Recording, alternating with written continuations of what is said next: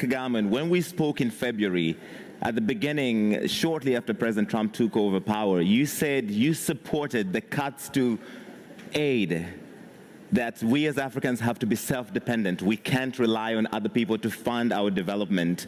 A lot more has happened since then that in some ways threaten our economic advantage as Africans. Do you still support largely what President Trump is doing in resetting our relationship with America and forcing us as Africans to step up?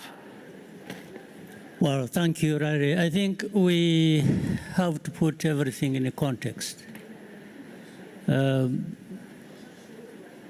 Whatever President Trump has decided, or whatever anybody else will decide in the near future, there is a history to how we've been going about things for decades as Africa.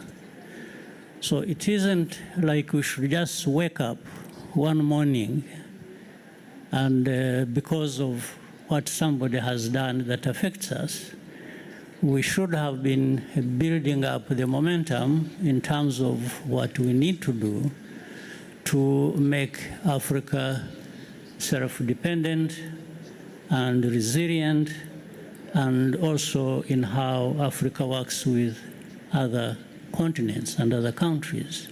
So that is the context. So in this case, it is as well that President Trump decided to do what he did, if that was only to add to many other reminders or things that should wake us up to, as Africa, be able to do what we ought to do. And there are many opportunities. We always talk about potential of our continent, but when do we realize really what this potential is all about in reality? I think that has always been the question. And that comes back to us as a continent, as a people of this continent, to take the bull by its horns and deal with the problem. So we can't keep depending on what others are saying or doing about us. We need to be working with each other and other countries on the global stage that offer what we need, and we as well offer what they need. I think this is the context. You have been an advocate, President Kagame, of reforming the African Union. Is it, as currently set up, the vehicle for us, our aspirations as Africans, when, for instance, you've been critical of its role in mediating in the conflict that you have with your neighbor in the DRC, in the Rwanda process, in the Nairobi process, and the best results appear to have come from one meeting you had with President Tshisekedi in Qatar. So the African Union failed there and Qatar succeeded. Well, I think there are several efforts going on at the same time. That's the problem. And even that one we are talking about, whether it is Qatar or the US, or we can't say we have succeeded. Everyone is trying. And again, it comes back to us, really. If you look at what we've been doing on our continent, much progress has been made. I think we can't say nothing has been done, generally. Whether it was to do with the reforms, and I think Africans have come together. They have defined things and they speak with one voice increasingly. There's significant progress. And but most of these developments that have been happening in the last decade, as I said, are reminders that there are things we need to do that we haven't done.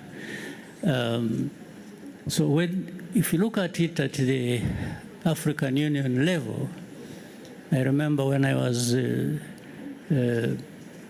champion of the reform process, there are things that were discussed on the continent. For example, the peace and security facility that was put in place. because it was put in place to avoid being fully dependent on external funders, because that has been the case. In fact, this is similar to what happens in other areas in different countries. We find we depend so much on the external partners and forget ourselves to put in place what we really have to do and can do. So that is progress. And then, so in terms of peace and security, and again, you look at the whole continent, you find there are many trouble spots in different areas. All kinds of efforts going on, back and forth, succeeding in some places, not succeeding in others, and continued efforts going on. Again, these are some of the areas, because of the past and how we have handled our own affairs, that we are all of a sudden reminded that we can't do all things by ourselves. Right. And revert to these partners. In other words, in any case, it doesn't, even if we're able to do things ourselves, we still have to bring in partners who have what to offer.